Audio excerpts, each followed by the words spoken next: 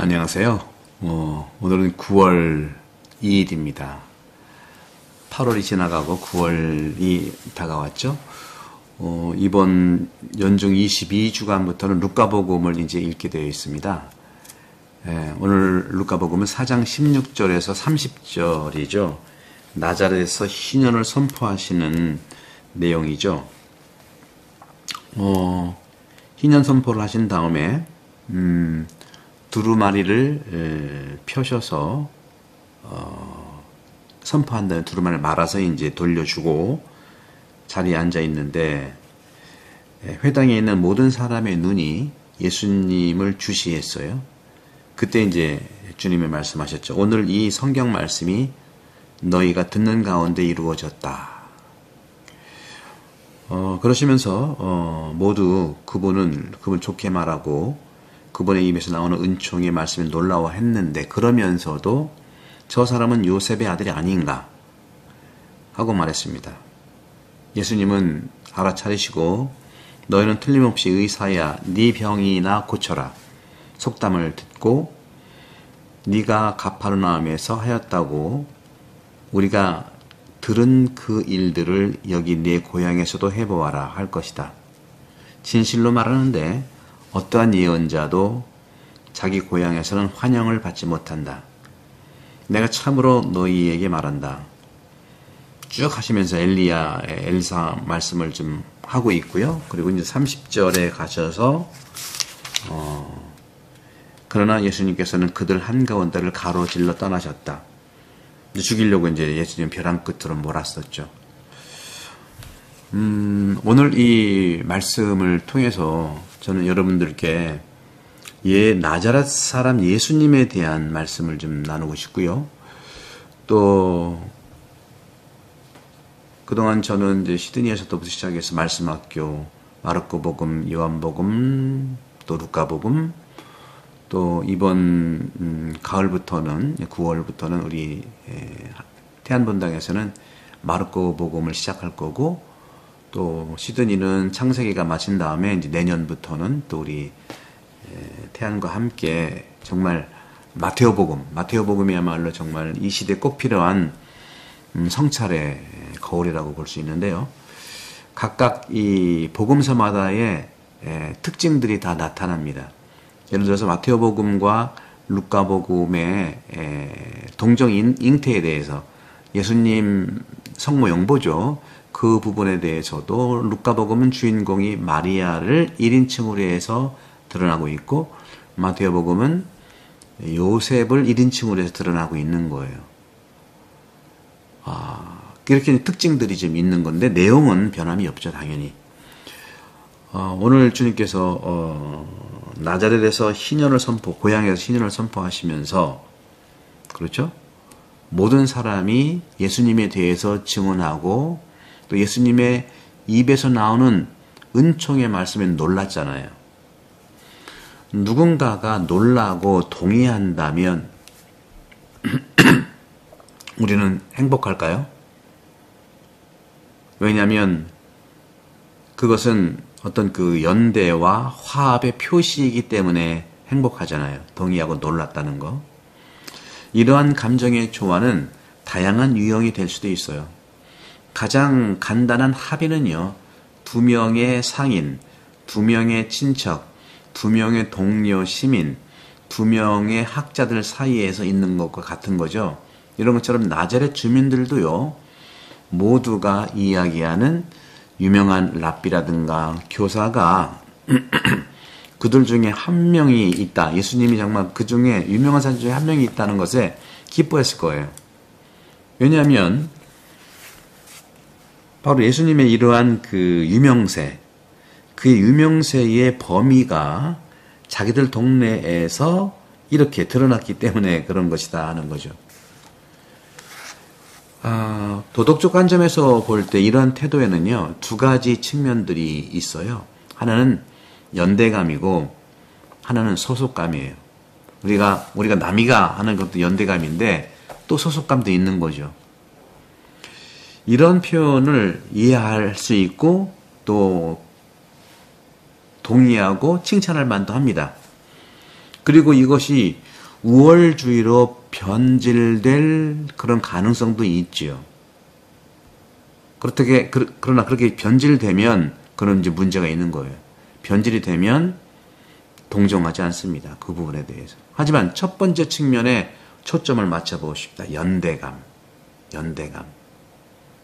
우리는 종종 우리 소속 문화와는 거리가 먼 이질적이고 이국적인 것을 더 높이 평가하는 경향이 있어요.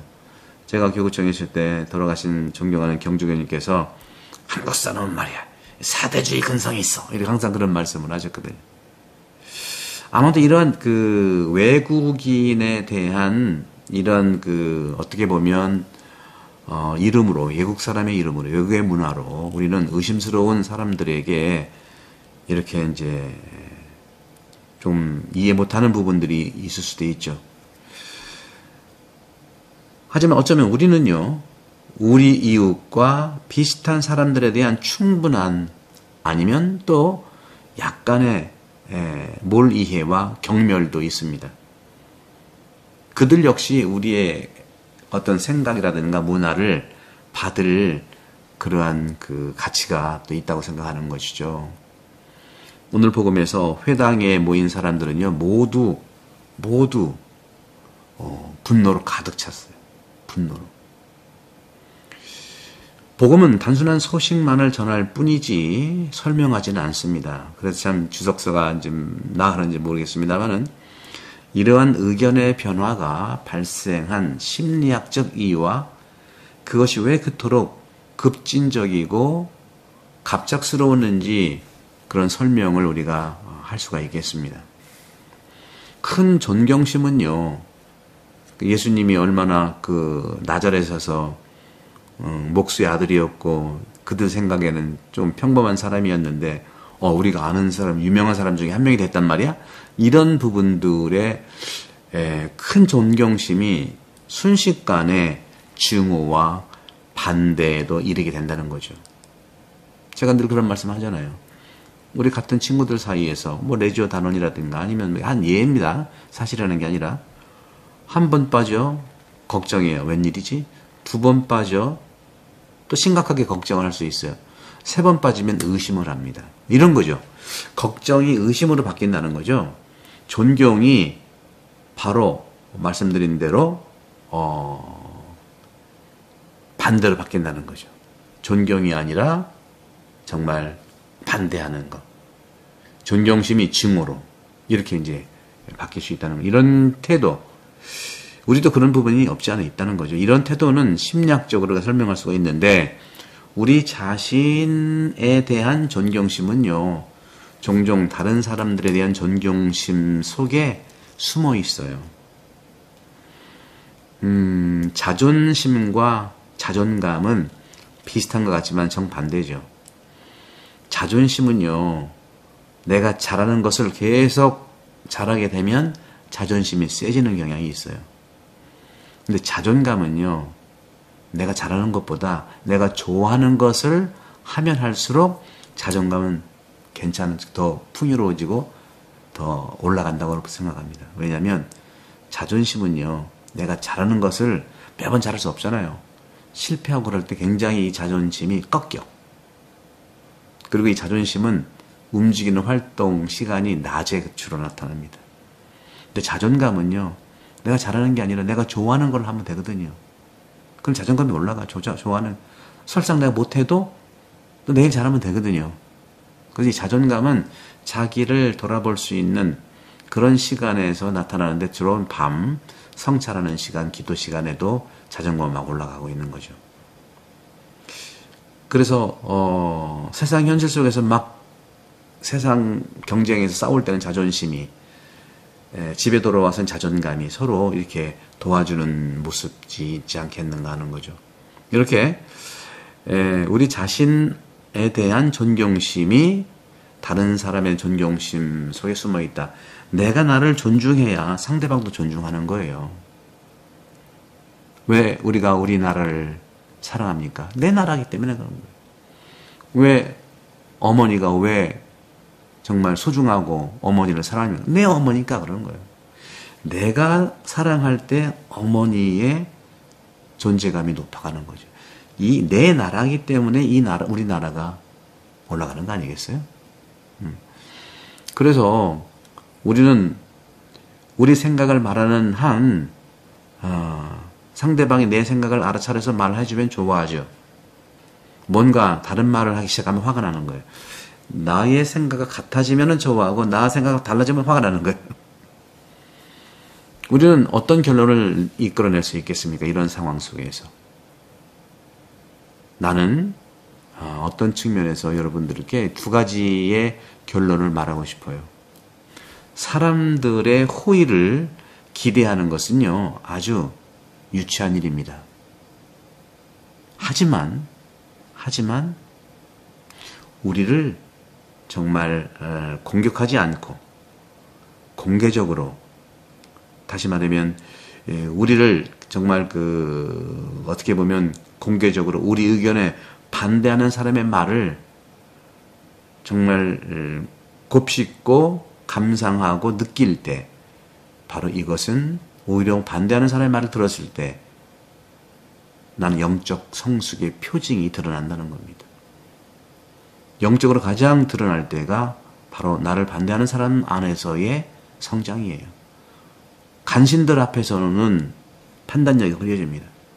그러나 나를 반대하는 사람 속에서는 내 영적인 기운이 나타날 수밖에 없어요. 아첨이라고 하는 것은 선동가의 예술이에요. 무조건 잘한다. 기분은 좋지요. 기분 문제가 아니라 현실 문제 속에서 그런 것이죠. 따라서 아첨은 선동가의 예술이고, 바로 그들의 성공은 정확히 듣는 사람의 성숙도가 부족하기 때문에 그런 거다. 아첨은 성숙도가 없기 때문에 무조건 잘한다고 하는 거예요. 여러 공동체도 마찬가지, 나라에서는 더 마찬가지고요. 간신이 많으면 나라는 망합니다. 충신이 많으면 나라는 성장하죠.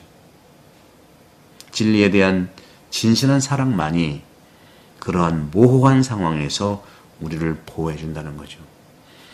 반대받는 그 상황 속에서 영적인 성장을 할 수 있는 그 모습을 주님은 우리에게 보여주시는 거예요. 그래서 오늘 결국에는 이 나자렛 사람들이 예수님을 죽이려고 벼랑 끝까지 끌고 가서 거기서 떨어뜨리려고 했죠. 하지만 예수님은 그들의 한가운데를 가로질러 떠나셨다. 건강한 유기체는요, 자신에게 해로울 수 있는 것을 제거해요. 하지만 자신을 강화하는 데 필요한 것을 정확하게 소화할 수 없는 아픈 사람, 아픈 유기체도 있어요. 세상은요, 그리스도를 견딜 수 없고 그분을 제거하려고 항상 노력을 다해왔습니다. 그런 점에서 볼 때 우리는 제1차 세계대전 이전 기간을 다루는 도표를 이렇게 쭉 한번 그려보면 어마어마한 그런 그 곡선들이 나타나죠. 하지만 19세기, 20세기만큼 2000년의 역사 속에서 가장 암울했던 시기가 있었을까? 2차 세계대전이 일어났을 때 유럽도 마찬가지입니다. 러시아에서도 많은 예술작품이 파괴되었어요. 엄청나게 파괴되었습니다. 교회라든가 기념물이라든가 하느님의 어머니 이런 모습, 성모님의 모습이라든가 모든 것이 무자비하게 휩쓸려 갔어요. 오늘 주님께서 끌려가지고 정말 살인을 당하고 싶은 그런 측면에서와 똑같은 거죠. 회당에 있던 모든 사람들은 예수님의 말씀을 듣고 화가 잔뜩 나서 그들은 들고 일어나서 예수님을 고을 밖으로 내몰았다. 그 고을은 산 위에 지어져 있었는데 그들은 예수님을 벼랑까지 끌고 가 거기에서 떨어뜨리려고 하였다. 이런 거와 똑같은 거예요. 1차 세계대전, 2차 세계대전. 무자비하게 휩쓸려 나갔죠. 교회의 모든 모습들이. 예수님이 반대받는 것처럼. 이러한 기물 파손 행위의 이유는 뭘까요? 세상에 그리스도께서 현존하신다는 표시조차도 도발과 모욕으로 느꼈기 때문에 그렇다. 인간은 물론 프랑스 혁명이라든가 또 여러 가지에서 교회도 부역하는 경우가 있었죠. 교회가 다 잘했다는 게 아닙니다. 교황님이, 요한 바리스 교황님이 2000년 희년 때 용서를 청했잖아요. 여러 교회가 잘못한 일에 대해서. 하지만 인간은 근본적으로 야만적 행위에 결코 동의해서는 안 됩니다. 하지만 아마도 그렇게 했을 경우에 그것은 영혼의 내부에서 일어나는 일을 외부적으로 반영한 걸 수도 있어요. 얼마나 내부적으로 증오에 찼겠습니까?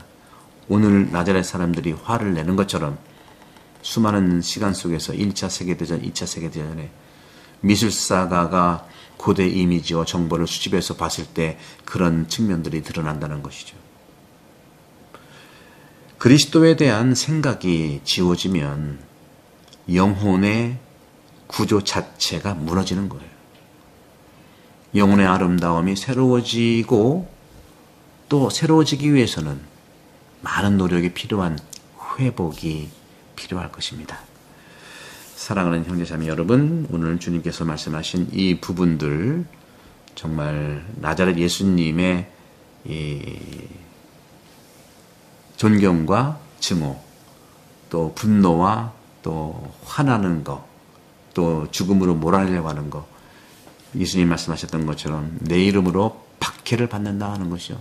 내 이름 때문에 가족이 정말 그 싸움이 일어난다는 것이죠. 그런 점들을 같이 봤을 때 여러분들 오늘 복음 말씀을 듣고 힘내시고 누군가가 나를 반대할 때 영적 성장의 기회가 된다는 걸로 꿋꿋하게 자존감을 가지시고 일어서시길 바라고 계속 말씀드립니다만 9월부터 요거 요원들로 많이 이렇게 구독 또는 홍보 부탁드리고 또 우리 구독 선교 부탁합니다. 성부와 성자와 성령께서는 여러분 모두를 강복합니다. 감사합니다.